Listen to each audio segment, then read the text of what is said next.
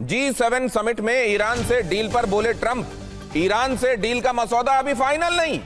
ये कमाल है, ईरान से डील का मसौदा अभी फाइनल नहीं है, मेमोरेंडम ऑफ अंडरस्टैंडिंग है। उन्होंने कहा अगर मुझे ये मसौदा पसंद नहीं आया तो हम उनके ऊपर बम गिराना शुरू कर देंगे। लीजिए, तो वो जो पैटर्न आप देखते हैं, बात बन गई, बिगड़ गई, मार्केट्स का ऊपर जाना, मार्केट्स का नीचे आना, इस बीच में प्रॉफिट बनाना। तो एक बार फिर से देख लीजिए क्या स्टेटमेंट आ रहे हैं। अगर मसौदा पसंद नहीं आया तो बम गिराना शुरू कर देंगे, अगर ईरान ठीक से पेश नहीं आया तो हम फिर से बम गिराना शुरू कर देंगे। दूसरा विकल्प दुनिया भर में मंदी लाएगा, ये भी कह रहे हैं। और मूर्ख लोग दुनिया भर में मंदी चाहते हैं, वो ये भी कह रहे हैं। मतलब वो ये कह रहे हैं कि बम गिराना हम शुरू कर देंगे, इससे मंदी आएगी, और मूर्ख लोग ऐसा चाहते हैं। तो वो क्या कह रहे हैं आप समझ लीजिए, कौन मूर्ख है, किसको मूर्ख कह रहे हैं वो ये भी समझ लीजिए। फिर उन्होंने ये भी कहा कि फिर होर्मुज कभी नहीं खुल पाएगा। ये जो बात है, इस पर मैं इमाम हैदर जैदी साहब का रिएक्शन लेने जाना चाहता हूं। इमाम हैदर जैदी साहब, दुनिया तो इस इंप्रेशन में है कि सारी बातें फ्रीज हो गई हैं, सारी बातें अंडरस्टैंडिंग हो गई हैं, डिजिटल सिग्नेचर तक हो गए हैं, अब केवल उसमें जिनेवा हमें चिड़िया बिठाई जानी है। 19 तारीख का इसी बात को लेकर इंतजार है कि चलिए वो भी कर लिया जाए। अब ये बीच में ये सुर क्या लग गए? देखिए, ट्रम्प जो है वो मुझे लगता है कि वो उसकी बात का कोई एतबार नहीं रहा। मैंने कल भी आपकी डिबेट में कहा था और आज भी कह रहे हैं कि ईरान चूंकि हुर्मुज की बिना पे और ये क्रूड ऑयल की बिना पे पूरी दुनिया में एक संकट आ रहा है। ईरान चाहता है कि पूरी दुनिया पे संकट ना आए, चूंकि उसकी लड़ाई इसराइल और अमेरिका से है, पूरी दुनिया से नहीं है। लिहाजा वो एक समझौते पर जाना चाहता है, एक डील पे जाना चाहता है। लेकिन वो अभी भी ईरान अमेरिका पर, इसराइल पर भरोसा नहीं करता है। ये बात तय है कि अगर अमेरिका मारेगा तो उसको ऐसा जवाब सर, ये तो पुरानी बात हो गई।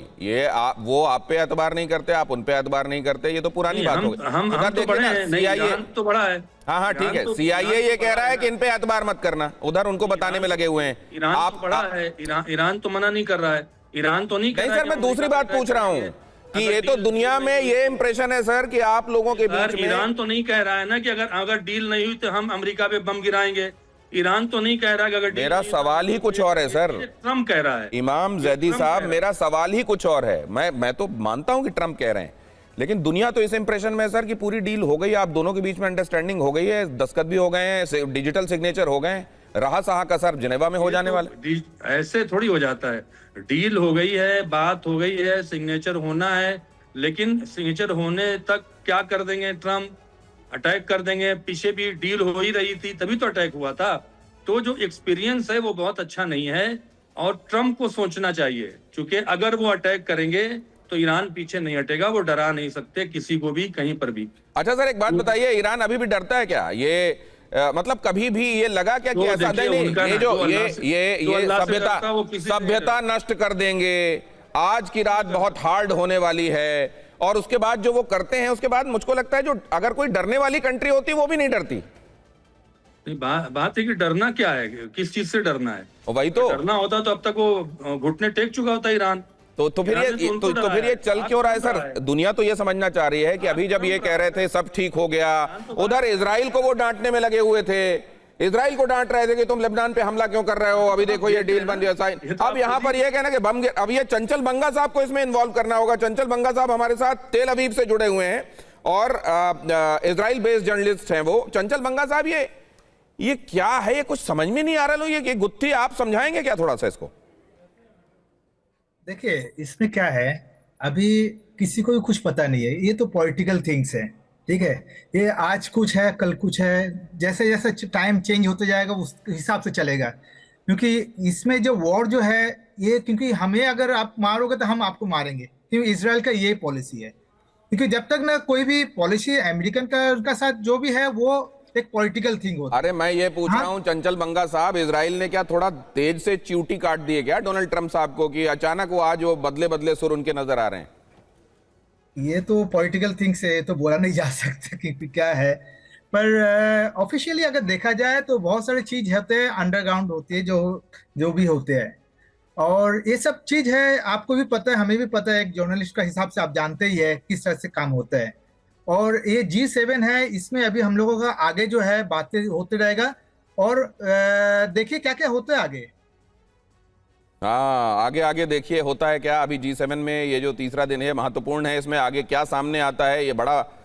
और ये पेरिस में नहीं हो रहा है, किनारे पे जहां पे एक तरफ झील है और दूसरी तरफ पहाड़, और ये स्पा एंड रिजॉर्ट सिटी कही जाती है एवियन, यहां पर हो रहा है ये। असल में कई लोगों को मुझको लगता है कि मालिश की आवश्यकता इसके बाद बड़ी जोर से पड़ने वाली है, क्योंकि डोनाल्ड ट्रंप जो कर रहे हैं उसमें दर्द को दूर करने के लिए इसकी आवश्यकता होगी। मैं ये जो महामुलाकात है भारत और अमेरिका के बीच में, डोनाल्ड ट्रंप और भारत के प्रधानमंत्री के बीच में, उससे पहले व्हाइट हाउस का बयान भी जरा महत्वपूर्ण है। देखिए, भारत के साथ संबंध नई ऊंचाइयों पर ले जाएंगे कहा गया है।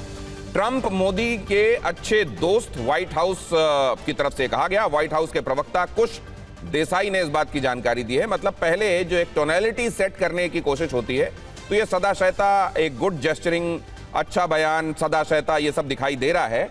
लेकिन एक्चुअली खास तौर से डोनाल्ड ट्रंप एरा में, जहां अभी क्या कहा जा रहा है, थोड़ी देर में क्या कहा जाएगा, इसका कुछ ठीक नहीं रहता।